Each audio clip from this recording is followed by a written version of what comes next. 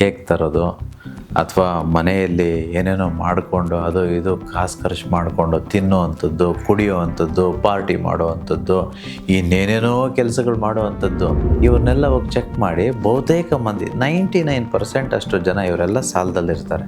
ನೀವು ನೋಡಿ ಯಾರೆಲ್ಲ ಈ ಬೆಂಗಳೂರಲ್ಲಿ ಅಥವಾ ಎಲ್ಲ ಭಾಗದಲ್ಲೂ, ಪ್ರಪಂಚದ ಎಲ್ಲ ಭಾಗಗಳಲ್ಲೂ ಹೊಸ ವರ್ಷ ಅಂತಂತ ಹೇಳ್ಬಿಟ್ಟು ತಿನ್ಕೊಂಡು ಕುಡ್ಕೊಂಡು ಡ್ಯಾನ್ಸ್ ಮಾಡಿಕೊಂಡು ಸೆಲೆಬ್ರೇಟ್ ಮಾಡ್ತಾರಲ್ವ. ದೇವರ ಸ್ವರೂಪ, ಪರಬ್ರಹ್ಮನ ಸ್ವರೂಪದಲ್ಲಿ ಸೃಷ್ಟಿಯಾದವರು, ದೈವ ಜ್ಞಾನ ಇರೋರು, ಇಷ್ಟು ತಿಳುವಳಿಕೆ ಇರೋರು, ಅಲ್ಲ ಎಷ್ಟೆಷ್ಟೆಲ್ಲ ಓದಿದ್ದೀವಿ, ಏನೆಲ್ಲ ಗೊತ್ತು ಅಂತ ನಾವು ಕೊಚ್ಕೊಳ್ತೇವೆ. ಆದರೆ ನಮಗೆ ಯಾಕ್ರಿ ಈ ಕಷ್ಟಗಳು? ಇದಕ್ಕೆಲ್ಲ ಏನೋ ಕಾರಣ ಇರಬೇಕೋ ಇಲ್ವೋ ನೀವೇ ಯೋಚನೆ ಮಾಡಿ. ಇನ್ಫ್ಯಾಕ್ಟ್ ನಾವು ಎಷ್ಟೋ ಜನ ಇದ್ದೀವಿ, ನಾವು ರಿಚ್ಚು ಅಲ್ಲ, ನಾವು ವೆಲ್ದಿನೂ ಅಲ್ಲ, ಪೂವರ್ ಆಗಿದ್ದೇವೆ, ಸಾಲದಲ್ಲಿದ್ದೀವಿ, ಕಷ್ಟಗಳಿದ್ದೇವೆ. ಅದಕ್ಕೆಲ್ಲ ಕಾರಣ ನಾವೇ ಅಂತ ನಮಗೆ ಗೊತ್ತಿರಬೇಕು ಅಷ್ಟೇ. ಈ ವ್ರತ ಮಾಡೋದಕ್ಕೆ ಯಾವುದೇ ಹಣಕಾಸು ಖರ್ಚಾಗೋದೇ ಇಲ್ಲ.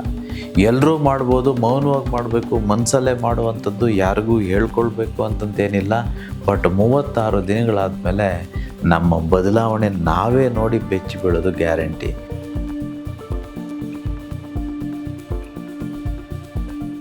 ಹೊಸ ವರ್ಷ ಬಂತು ಅಂತಂದರೆ ಈ ಪಬ್ಲಿಕ್ ಮೈಂಡ್ಸೆಟ್ ಅಂತಂದರೆ ನಾರ್ಮಲ್ ಮನಸ್ಥಿತಿಯವರು, ಅಂದರೆ ಈ ದೈವ ಜ್ಞಾನ ಇಲ್ಲದೆ ಇರೋವಂಥವ್ರು ಅಥವಾ ಈ ಸ್ಪೆಷಲ್ ಪೀಪಲ್ ಇಲ್ಲದೆ ಅನ್ನೋವಂಥವ್ರು ಏನು ಮಾಡ್ತಿರ್ತಾರೆ ಗೊತ್ತಾ?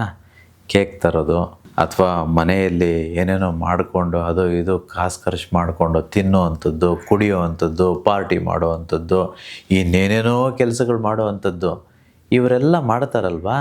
ಇವ್ರನ್ನೆಲ್ಲ ಹೋಗಿ ಚೆಕ್ ಮಾಡಿ ಬಹುತೇಕ ಮಂದಿ 99% ಅಷ್ಟು ಜನ ಇವರೆಲ್ಲ ಸಾಲದಲ್ಲಿರ್ತಾರೆ. ನೀವು ನೋಡಿ ಯಾರೆಲ್ಲ ಈ ಬೆಂಗಳೂರಲ್ಲಿ ಅಥವಾ ಎಲ್ಲ ಭಾಗದಲ್ಲೂ, ಪ್ರಪಂಚದ ಎಲ್ಲ ಭಾಗಗಳಲ್ಲೂ ಹೊಸ ವರ್ಷ ಅಂತಂತ ಹೇಳ್ಬಿಟ್ಟು ತಿನ್ಕೊಂಡು ಕುಡ್ಕೊಂಡು ಡ್ಯಾನ್ಸ್ ಮಾಡಿಕೊಂಡು ಸೆಲೆಬ್ರೇಟ್ ಮಾಡ್ತಾರಲ್ವ. ಇವ್ರನ್ನೆಲ್ಲ ಚೆಕ್ ಮಾಡಿ ನೋಡಿ, ಬಹುತೇಕರು ಕಷ್ಟದಲ್ಲಿರ್ತಾರೆ, ಸಾಲದಲ್ಲಿರ್ತಾರೆ, ಅಥವಾ ಇನ್ನು ಮುಂದಕ್ಕೆ ಸಾಲ ಮಾಡಿಕೊಂಡು ಇನ್ನು ಕಷ್ಟಗಳು ಸಿಕ್ಕಾಕ್ಕೊಳ್ಳೋರು ಇರ್ತಾರೆ. ಯಾರೆಲ್ಲ ಶ್ರೀಮಂತರೋ ಅವರೆಲ್ಲ ಯಾರಿಗೂ ತೋರಿಸ್ಕೊಳ್ಳೋದೇ ಇಲ್ಲ, ಮೌನವಾಗಿರ್ತಾರೆ, ಆರಾಮಾಗಿರ್ತಾರೆ. ನನಗೆ ಯಾವತ್ತೂ ಒಂದು ಪ್ರಶ್ನೆ ನನ್ನ ಮೈಂಡಲ್ಲೇ ಬರ್ತಿರುತ್ತೆ. ಈ ಟೋಟಲ್ಲು 84 ಲಕ್ಷ ಜೀವರಾಶಿಗಳು ಆ ದೇವರು, ಆ ಭಗವಂತ, ಯೂನಿವರ್ಸು ಸೃಷ್ಟಿ ಮಾಡಿದ್ದಾನೆ. ಮನುಷ್ಯನಿಗೆ ಬಿಟ್ಟರೆ ಜೀವಿ ಜಂತುಗಳಾಗ್ಬೋದು, ಇವು ಯಾವುದಕ್ಕೂ ಜನವರಿ 1 ಅಂತಲೇ ಗೊತ್ತಿಲ್ಲ. ಅದಕ್ಕೆ ಹೊಸ ವರ್ಷನೂ ಗೊತ್ತಿಲ್ಲ, ಜನವರಿನೂ ಗೊತ್ತಿಲ್ಲ, 2026 ಅನ್ನೋದು ಗೊತ್ತಿಲ್ಲ. ಬಟ್ ಅವೆಲ್ಲವೂ ಮನುಷ್ಯನ ಹೊರತುಪಡಿಸಿ ಅವೆಲ್ಲವೂ ಆರಾಮಾಗೇ ಇದ್ದಾರೆ. ಅವನ್ನೆಲ್ಲ ಯಾರು ನೋಡ್ಕೊಳ್ತಾ ಇರೋದು? ಕಾಲಕ್ಕೆ ಅವ್ರಿಗೆ ಯಾರು ಊಟ ಕೊಡ್ತಿರೋವಂಥದ್ದು?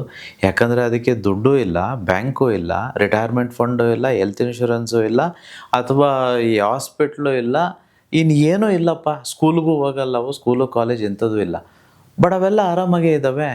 ಎಷ್ಟೋ ಸಲ ನನಗನ್ಸುತ್ತೆ ಈ ಬೀದಿಗಳಲ್ಲಿ ಓಡಾಡೋ ನಾಯಿಗಳು ಆರಾಮಾಗೇ ಇದ್ದಾವೆ ಅನಿಸುತ್ತೆ. ನಾನು ನೋಡ್ತಿರ್ತೇನೆ, ಆ ಬೀದಿ ನಾಯಿಗೆ ಯಾವುದೇ ಸಾಲ ಇಲ್ಲ. ಆ ಬೀದಿ ನಾಯಿಗೆ ಅಯ್ಯೋ ನಾಳೆ ಹೇಗಪ್ಪ ಅನ್ನೋ ಚಿಂತೆನೂ ಇಲ್ಲ, ನೆನ್ನೆ ಏನಪ್ಪ ಆಗಿತ್ತು ಅನ್ನೋ ಒಂದು ಸಮಸ್ಯೆನೂ ಇಲ್ಲ. ಲಿಟ್ರಲಿ ಅದಕ್ಕೆ ಯಾವ ರೂಲ್ಸೂ ಇಲ್ಲ. ಇನ್ಫ್ಯಾಕ್ಟ್ ಆ ನಾಯಿಗಳಿಗಾಗ್ಬೋದು, ಈ 84 ಲಕ್ಷ ಜೀವರಾಶಿಗಳಿಗೆ ಕಾನೂನು ಅನ್ನೋದೇ ಇಲ್ಲ, ಯಾವುದೇ ಕಟ್ಟುಪಾಡುಗಳಿಲ್ಲ, ನಿಬಂಧನೆಗಳಿಲ್ಲ, ಎಂಥದೂ ಇಲ್ಲ. ಅಲ್ಲ ರೀ, ಅವಕ್ಕೆಲ್ಲ ಜ್ಞಾನ ಇಲ್ಲ ಅಂತ ನಾವು ಅಂದ್ಕೊಂಡಿದ್ದೀವಿ. ಅವು ಆರಾಮಾಗಿದ್ದಾವೆ. ನಾವು ದೇವರ ಸ್ವರೂಪ, ಪರಬ್ರಹ್ಮನ ಸ್ವರೂಪದಲ್ಲಿ ಸೃಷ್ಟಿಯಾದವರು, ದೈವ ಜ್ಞಾನ ಇರೋರು, ಇಷ್ಟು ತಿಳುವಳಿಕೆ ಇರೋರು, ಅಲ್ಲ ಎಷ್ಟೆಷ್ಟೆಲ್ಲ ಓದಿದ್ದೀವಿ, ಏನೆಲ್ಲ ಗೊತ್ತು ಅಂತ ನಾವು ಕೊಚ್ಕೊಳ್ತೇವೆ. ಆದರೆ ನಮಗೆ ಯಾಕ್ರಿ ಈ ಕಷ್ಟಗಳು? ಇದಕ್ಕೆಲ್ಲ ಏನೋ ಕಾರಣ ಇರಬೇಕೋ ಇಲ್ವೋ ನೀವೇ ಯೋಚನೆ ಮಾಡಿ. ಇದನ್ನೆಲ್ಲವನ್ನು ನಾನು ಮುಂಬರುವ ವರ್ಕ್ಶಾಪು, ಸ್ಪೆಷಲ್ ವರ್ಕ್ಶಾಪು ಜನವರಿ 9, 10, 11ರಂದು ನಾನು ನಿಮಗೆ ತಿಳಿಸ್ಕೊಡ್ತೇನೆ.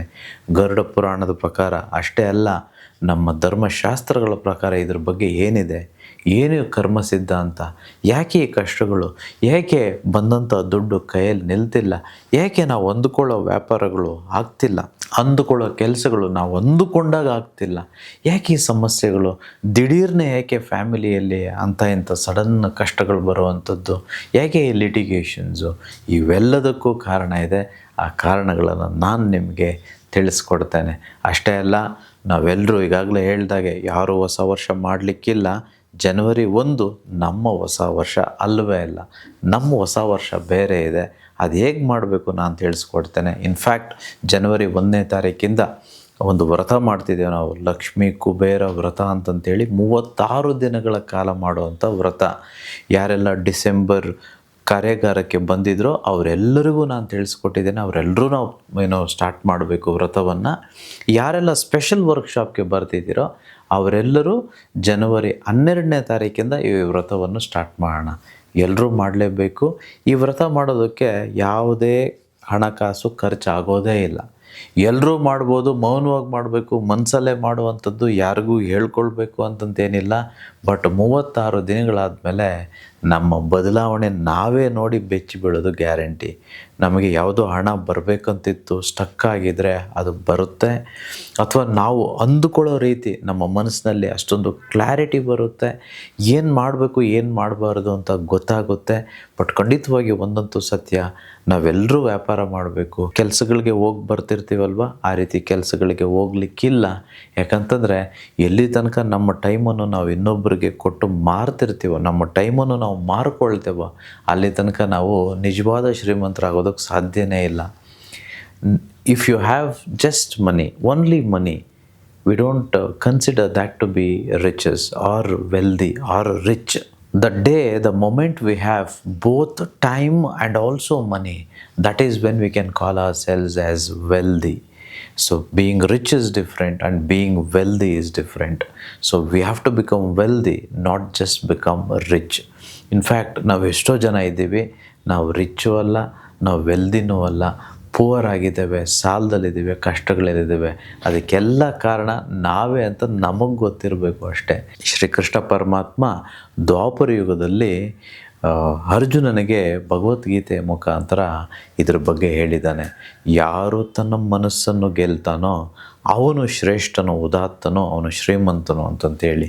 ಯಾರು ಈ ಮನಸ್ಸೆಂಬ ಮಾಯೆಯನ್ನು ಗೆಲ್ಲೋದಿಲ್ವೋ ಅವನು ಯಾವತ್ತೂ ಸಾಲದಲ್ಲಿ ಕಷ್ಟದಲ್ಲಿರ್ತಾನೆ.